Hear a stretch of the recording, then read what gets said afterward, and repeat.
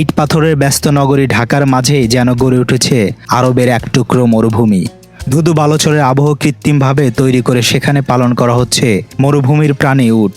প্রতিকূল আবহাওয়ার আর ভিন্ন পরিবেশের বাধা পেরিয়ে ব্যতিক্রমে এই খামার এখন হয়ে উঠেছে রাজধানীর কৌতূহল আর আকর্ষণের কেন্দ্রবিন্দু।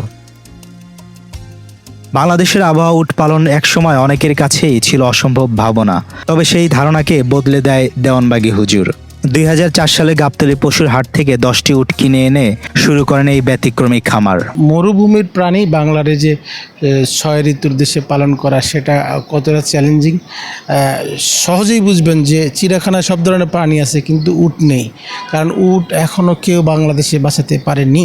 আপনি অবশ্যই দেখবেন যে উটের দিকে তাকালে রাসূলের কথা মনে পড়ে, কারণ রাসূলের উটে চড়ে বিভিন্ন দেশ বিভিন্ন জায়গায় উনি সাওয়ার করতেন বা ভ্রমণ করতেন।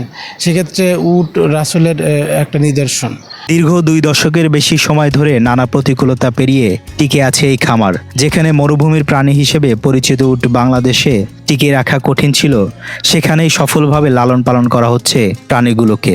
সর্বপ্রথম যখন 2004 সালে উট আনছিলাম, ওই সময় গিয়া উট কিছুটা সমস্যার সম্মুখীন হওয়া লাগছে বলতে, ওরা এই খাদ্য খাবারের সাথে তো অ্যাডজাস্ট ছিল না, এই খাদ্য খাবারটা খাইতে চাইতো না। আস্তে আস্তে পরবর্তীতে ওরা অ্যাডজাস্ট হয়ে যায়। আর বর্তমান যে উট আছে সেগুলো সব বাঙালি উট, এই দেশেই জন্মগ্রহণ করছেন, তাদের প্রজনন এই দেশেই, এদের জন্য এই আবহাওয়ারও সমস্যা হয় না, এই খানা খাদ্যেরও সমস্যা হয় না। এই আবহাওয়ায়, প্রতিকূল আবহাওয়ায় তারা অ্যাডজাস্ট হয়ে গেছে। তাদেরকে আমরা গমের ভুসি খাওয়াই, খৈল, রাব এবং পাশাপাশি যদি ঘাস পাওয়া যায় সে ঘাস খাওয়ানো হয়। ধানের খের আর ভুসিটা এদের প্রধান খাবার বর্তমান। সময় গণনার সঙ্গে সঙ্গে কমেছে উটের সংখ্যা। বর্তমানে খামারটিতে রয়েছে মোট 5টি উট, এর মধ্যে 3টি পুরুষ এবং 2টি মাদি উট। প্রতিদিন দর্শনার্থীদের আগ্রহ বাড়াচ্ছে ব্যতিক্রমে এই খামার। আমাদের এখানে 5টা উট আছে, তার মধ্যে 3টা হলো পুরুষ উট, 2টা মাদি উট, তার মধ্যে একটা এখনো প্রাপ্তবয়স্ক হয় নাই, ম্যাচিউরড হয় নাই। এখন আপাতত বাচ্চা, তাদের গর্ভে বাচ্চা নাই। এবছর বাচ্চা পাওয়ার কোনো আশা করতে পারি না আমরা। তারপরে পরবর্তীতে হইলে হইতে পারে, এটা আল্লাহর ইচ্ছা। বাচ্চা অ্যাভারেজ গিয়ে দেখা যায় যে একটা উটের বাচ্চা পাইতে আমাদের অ্যাভারেজ 2 বছর লাগে, কেননা কনসেপ্টের পরে 13 মাস থাকে মায়ের গর্ভে। তা এই কারণে অ্যাভারেজ গিয়ে দেখা যায় গরুর মতো না যে প্রত্যেক বছরে একটা পামো, অ্যাভারেজ গিয়ে 2 বছর লাগে যায় একটা বাচ্চা পাইতে।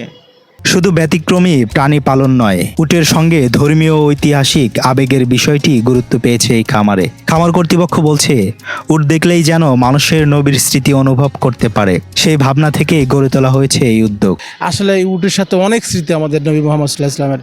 এজন্য দেওয়ানবাগী হুজুর চিন্তা করলেন, যদি উট পালন করতে পারে আমি, তাহলে মানুষ, এ দেশের মানুষ বেশিরভাগই মুসলমান, তারা দেখলে পারে একটু হলেও নবী প্রেম জাগ্রত হবে বা একটা বিরল প্রজাতির প্রাণী দেখতে পারবে বাংলাদেশ, যেহেতু এটা কোথাও নেই।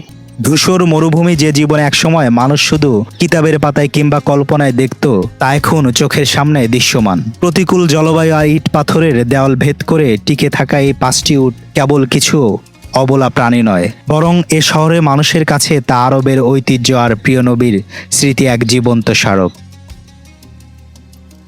এহসানুল হক, বার্তা 24, ঢাকা।